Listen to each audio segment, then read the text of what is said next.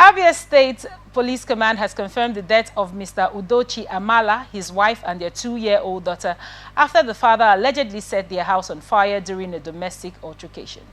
Police spokesperson DSP Maureen Chinaka said the incident occurred in Asa Umudioka community, Osisiomangwa local government area on 16th May 2025.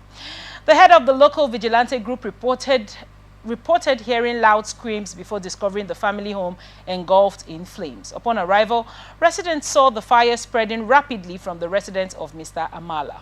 According to police, Mr. Amala had accused his wife of infidelity before locking the family doors and setting the house ablaze, leading to the immediate death of their toddler.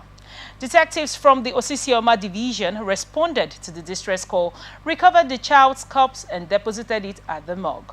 Both Mr. and Mrs. Amala were rushed to the hospital with severe burns. DSP Chinaka confirmed that Mr. Amala was arrested while receiving treatment. However, by the following day, 17th May 2025, both he and his wife succumbed to their injuries. The Commissioner of Police has ordered a full investigation into the tragic case and called on the public to report early signs of domestic violence to prevent further loss of life. This is really, really a very sad report, Ololade. I would want to get your thoughts on this report.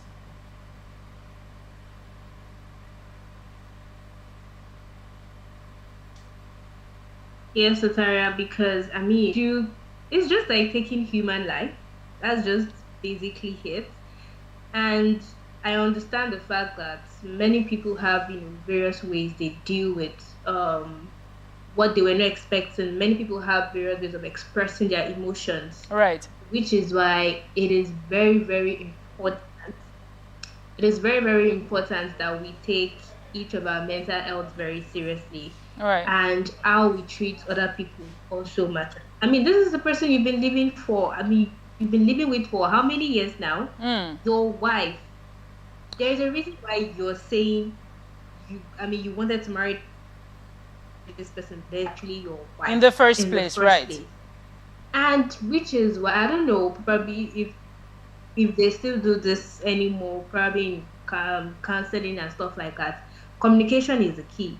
You have issues with your wife, you're suspecting this, you just talk it out. And if eventually you got your thoughts right, you saw that whatever you were thinking was actually the right thing, was what actually happened. It's very simple. Well, it's not simple because I'm not in that situation, so I understand it's not really that simple to take all that to heart. But I believe there are ways to do these things, which is why I would want to implore, whatever, I don't even want to say government agencies, and everybody is actually involved in this. Right. Because whatever organization we have, either religious or non-religious, government organization, non-governmental organization, we need to keep saying these things about how we treat people, about how we process our thoughts. It is very crazy out there because you feel like you know this person, you would be to hear that the same person you feel you know can actually, do this kind of thing. Now, what do you think drives this change? More about this. Sorry, come again. Olalade, you made a salient point when you said that, this is someone that you feel that you've known.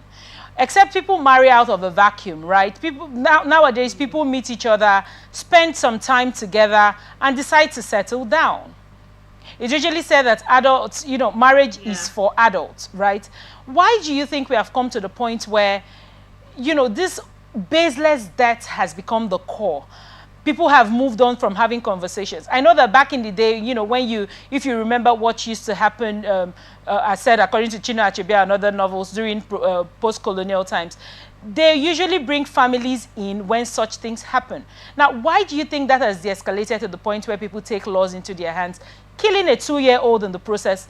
It was the wife that he suspected of infidelity, not his daughter. Why do you think this man chose to take this action instead of walking away?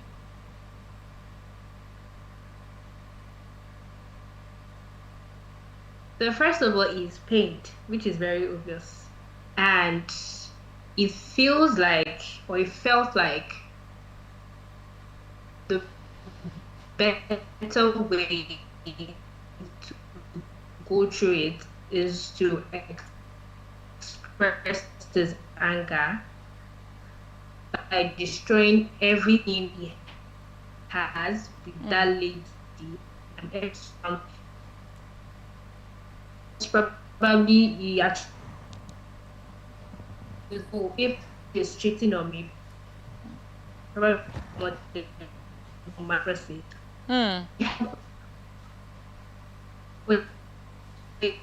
He had a head, and then you're not confirming it, you're too about to everything, and you includes the child as well, because if you keep seeing the child, right, he keeps he'll be remembering the history. So it's sad. The child has been to be. I just hope that we do more of this checking up on ourselves, checking up on our mental health, better way to handle situations like this. I mean, it's crazy. Handling this kind of things is really, really crazy. And I wouldn't want to talk based on, just out of not being emotional, because I could understand whatever. But even at that point, he hasn't even, gotten the evidence he needed. Right. He just had an intuition, and all of a sudden, that's crazy. Now, in recent times, it's really, really crazy. I'm sorry. In recent times, we have made, some progress as regards, if you look at Osinachi and, the issue with her husband, her mother, her husband has been sentenced to death by hanging, right? And oftentimes people question, why do women or men, because you see this thing with domestic violence and domestic abuse, it's become a pain in the neck in our society at this time.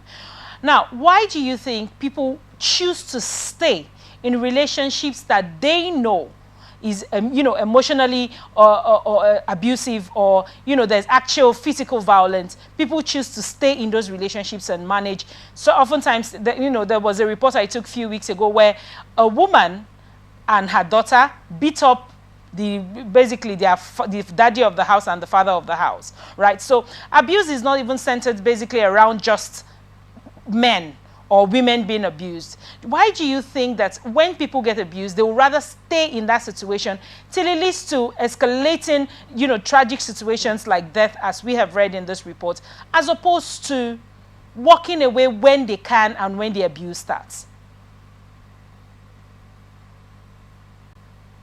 So first of all, I like to say shame, because probably this set of individuals had already painted a kind of scenario to everybody regarding the kind of relationship they are in. And imagine you painting a very good demure atmosphere for everybody to emulate. Right. And then all of a sudden you're coming out to cry out for help.